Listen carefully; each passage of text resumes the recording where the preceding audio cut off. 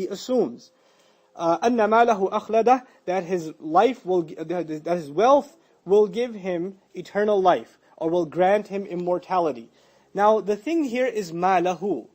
But in the previous ayah we didn't read الَّذِي جَمَعَ مَالَهُ. We read الَّذِي جَمَعَ مَالًا, because he's gathering wealth that is his, and also that isn't rightfully his, but he's acquiring it anyway. So malan includes in it his criminal behavior. But now that he's acquired it, it became his. Whatever he has stored inside, he thinks it's going to give him everlasting life. Now this answers one of the deepest questions. Why do people run after money? That's a deep question to ask. When you ask, why do you want money, to a child, they say, I don't know. I might want something later. Right? But ask yourself the difficult question, why does humanity run after wealth?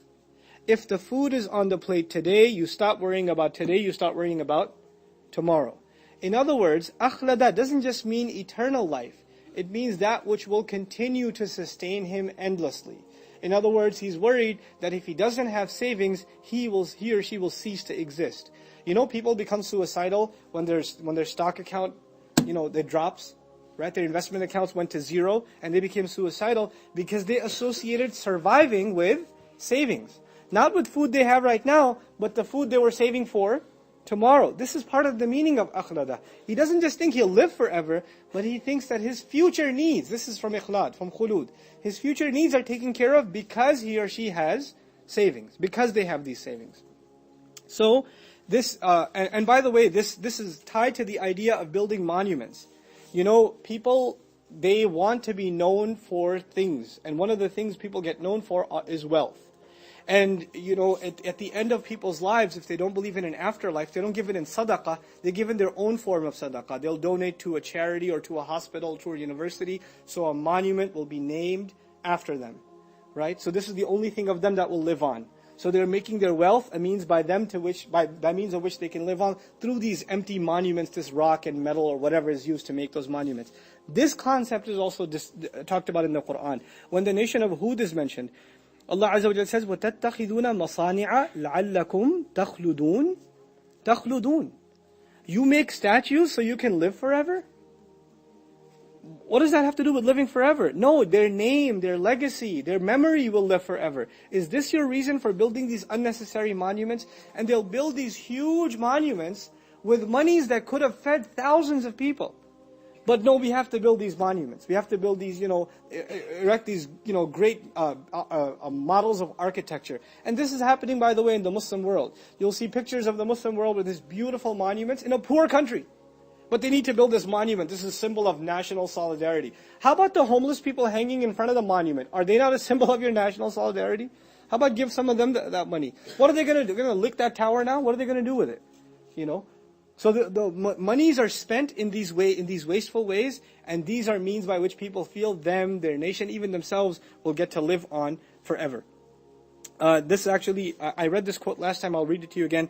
This is in describing a philosopher's attitude towards the pyramids, and the philosopher, when he writes this, it was written right under the picture of the pyramids in a museum, and just listen to his words.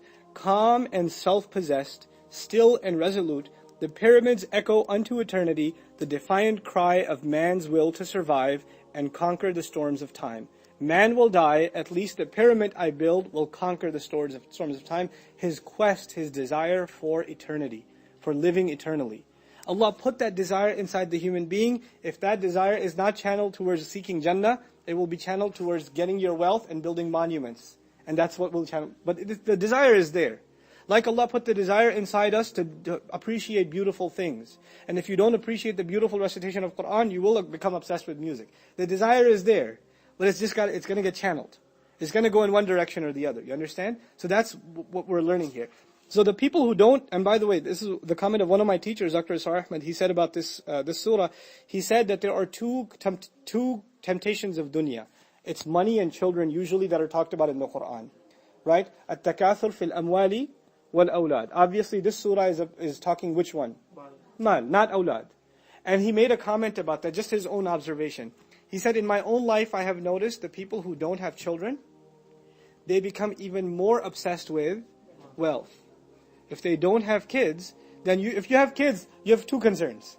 But if you don't have kids, you become overly concerned with wealth and counting money. And if you tell people who don't have kids, who become overindulged in wealth, why don't you have kids? What's the number one reason they give you? Wealth. I don't know if you can afford it. I don't know if, we have enough for ourselves. We don't know if we have enough for a child. It might cramp our style or our future plans, etc. So now in tafsir of this, يَحْسَبُ أَنَّ مَالَهُ أَخْلَدَ طَوَّلَ الْمَالُ أَمْ لَهُ. The wealth will increase his false hopes. وَمَنَّاهُ الْأَمَانِيَ الْبَعِيدَةِ. And it will give him wishful thoughts, or fortify his wishful thoughts that are far away. حَتَّى أَصْبَحَ لِفَرْطِ غَفْلَتِهِ وَطُولِ أَمْرِهِ. Until it becomes a means by which he gets deeper and deeper into his heedlessness and extends his false hopes. يَحْسَبُ أَنَّ مَالَهُ تَرَكَهُ خَالِدًا. He assumes his wealth will leave him remaining فِي الدُّنْيَا لَا يَمُوتُ. In this world as though he won't die.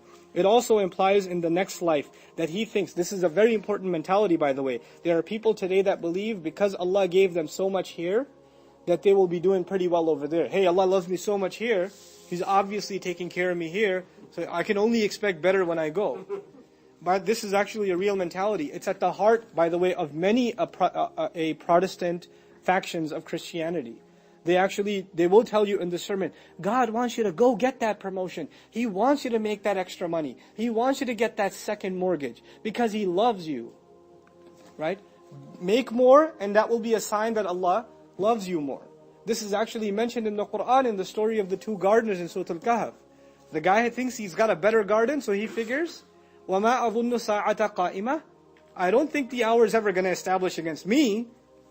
وَلَا يَرُّدِدْتُ إِلَىٰ رَبِّي. Even if it was returned to my master, لَأَجِدَنَّ خَيْرًا مِنْهَا وَانْقَلَبَ. I would find better return over there than here. Allah's only given me dunya stuff here, He'll give me akhirah stuff there. You're poor here, You'll probably be poor over there too. That was his mentality. And by the way, this mentality, believe it or not, has seeped into the minds of many Muslims. They will think, Allah loves me so much, we have a beautiful home, we have a great job, business is great. Clearly Allah loves us, He sees something in us He didn't see in other people. So why should we worry? Allah is really taking care of us. Well, know that these things that we thank Allah for, more than anything else, they are a test. For some people, their poverty is a test. For other people, their wealth is a test. But they're both a test. None of them doesn't put you in a superior position to the other. So I'm not saying richer people are in a worse position and poorer people are in a better position. But understand both are being tested. Both of them are being tested. May Allah help us understand our test and live a life that successfully passes